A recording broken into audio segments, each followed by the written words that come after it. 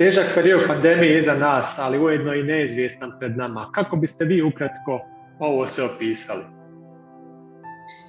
Zadnji period unazad 18 mjeseci možemo reći da je jedan težak period sa puno nepoznanica i puno pitanja naših pacijenata i učenja nas ljekara, gdje praktično smo se upoznali s jednim virusom koji nam nije bio dovoljno poznat i sa svim njegovim komplikacijama. Generalno se puno priča o virusu, ali u zadnje vrijeme i o post-covid stanjima. O čemu je zapravo riječ?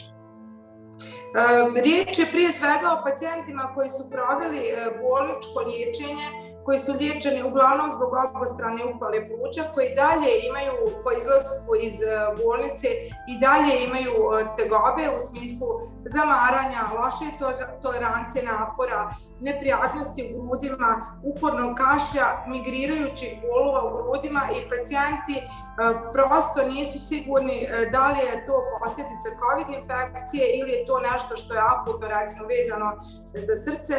Mi smo sad 100% sigurni i liječimo to kao post-covid stanje. Da li biste generalno savjetovali pacijentima da se nakon preležane infekcije što prije pokušaju vratiti obavezama u punom kapacitetu ili da ne forsiraju organizam odmah previše? Ja ono što savjetujem pacijentima prije svega je da se ne forsiraju sigurno previše, pošto imamo kao jednu od posljedica odnosno COVID infekcije, a u sklopu post-covida to su mikroembolizacije i plućna tromboembolija koja se kod pacijenata nekih ne pojavi odmah u toku hospitalizacije nego naknadno, tako da svakako preporučujemo dozirano vraćanje i fizičkim aktivnostima i uopšte opterećenjima bilo kakvi, ali u sklopu te kontrole koje obave poslije mjesec dana preporučujemo da se svakako obavi post-covid rehabilitacija i da oni usvoje te vježbe i disajne gimnastike koje mogu poslije da koriste i u svom slobodnom životu. Šta preporučujete osobama koje su preležale COVID kada je u pitanju korištenje proizvoda za jačanje imuniteta i organizma u cjelini? Ono što preporučujemo to su uglavnom preparati koji imaju dovoljan broj vitamina i minerala i biljnih preparata. Jedan od preparata koji najčešće preporučujemo i koji stvarno dao odličan odgovor kod pacijenata, to je imunoformula koja ima 12 vitamina i 7 minerala, isto toliko i fitonutrijenata, tako da pacijenti stvarno mogu da njihov organizam se vrati u jedan balans koji je neophodan, gdje se vraća ne samo imunitet, nego i energija pacijentu. Kada se treba ipak javiti ljekaru ako postoji sumnja da se neko ne oporavlja kako bi trebalo?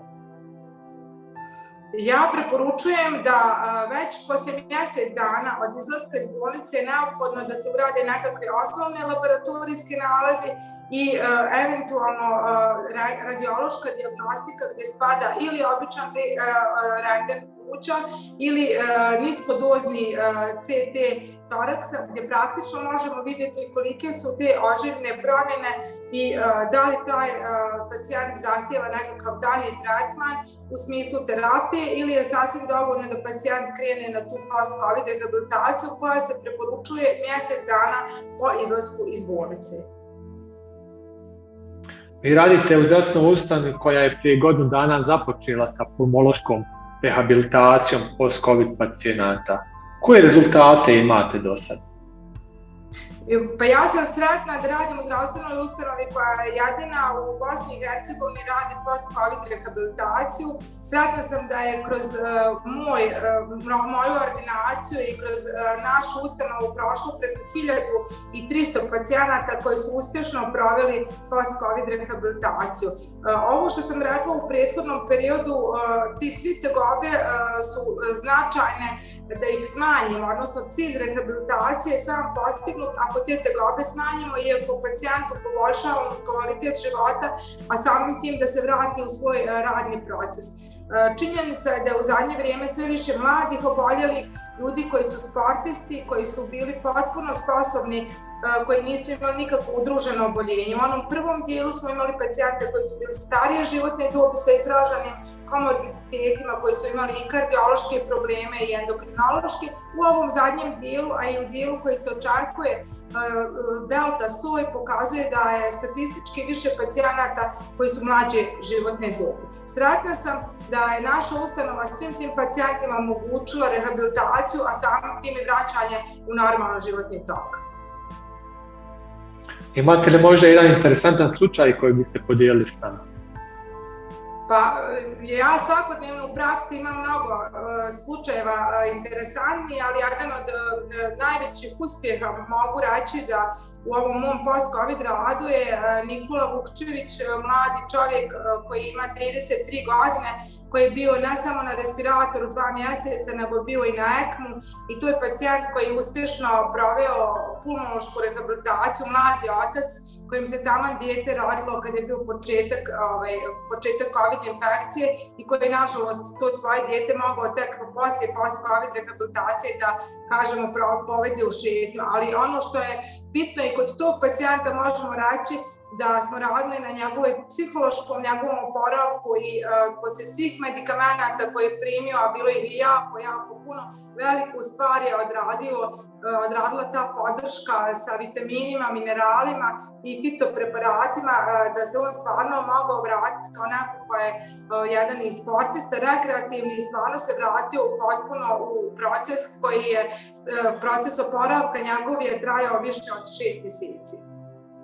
Njega bi izdvojila kao nekog pacijenta kojem je jako puno televizija pisalo ili u jednom momentu trebala podrška vezano za njegov oporavak od transfuzije krvi do nekih drugih stvari koje su bile planirane, međutim stvarno se on uspješno u Banja Luci oporavio. Šta od dodatne terapije u smislu podrške i jačanja organizma vi preporučujete u svojoj praksi i zašto? Pa naši pacijenti su jako mnogo antibiotika koristili, nekad je to i nekritično bilo zato što nismo dovoljno poznavali virus. Jako puno se koristilo kortikosteroida koji znamo koji imaju dobre strane, ali imaju i mnogo loših. Koristili smo puno i tih antikoagulanasa, koristile su se neke stvari, možemo sad reći možda i kritično, ali neke i nekritično. Ono što uvijek ja preporučujem u fazi i samog otkrivanja COVID infekcije, a i post-COVID, to je preparat imunoformula koja baš obuhvata ono što je neophodno našim pacijentima, a to je da radimo i na energiji i na imunitetu i da praktično kompletan pokrenemo organizam, zato što je organizam stvarno i umoran i ima jako puno stvari koje su se pojavile kao nus efekti lijekova, a imunoformula je zahvaljujući stvarno svom odličnom balansu preparata koje se nalaze u njima i vitaminima i mineralima i biljnim preparatima, mi smo praktično pomogli pacijentima da oni te svoje sve točkiće pokrenu i da se vrate normalnom životu kao što sam i pomenula. Na kraju, imate li poruku za vaše pacijente?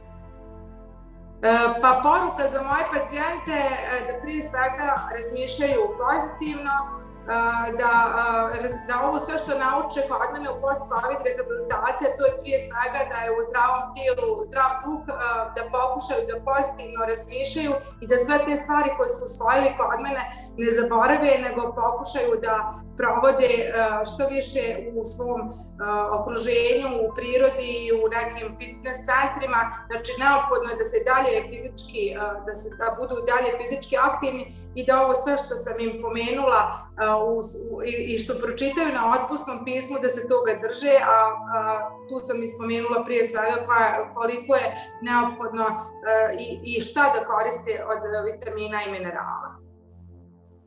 Ako vam je zdravlje na prvom mjestu, onda želite najbolje za svoj organizam. Vitamine, minerale i prirodne komponente za jačanje imunog sistema.